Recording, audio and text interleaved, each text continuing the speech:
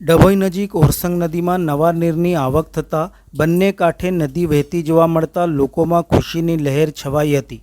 ઉપરવાસ અને છોટાઉદેપુર જિલ્લામાં છેલ્લા કેટલાક દિવસોથી પડી રહેલા ભારે વરસાદના કારણે ડભોઈ નજીક આવેલી ઓરસંગ નદીમાં નવા નીરની આવક નોંધાઈ છે, જેના પરિણામે આ સિઝનમાં પ્રથમવાર ઓરસંગ નદી બંને કાંઠે વહેતી જોવા મળી છે. ચનવાડા બ્રિજ પાસે નદીના બંને કાંઠે વહેતી નદીના મનમોહક દ્રશ્ય જોવા મળતા સ્થાનિક રહીશોમાં ભારે ઉત્સાહ જોવા મળ્યો હતો.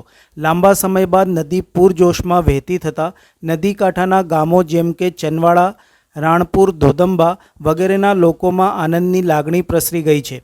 ઉપરવાસમાં ચાલુ મોસમમાં પાણીની પૂરતી આવકના અભાવે સૂકી પડી ગયેલી ઓરસંગ નદી હવે ફરી જીવંત થઈ છે. હાલની પરિસ્થિતિ જોવામાં આવે તો આગાહી મુજબ હજુ પણ વરસાદ ચાલુ રહેવાની શક્યતા છે, જેના કારણે નદીમાં પાણીના સ્તરમાં વધુ વધારો નોંધાઈ શકે છે.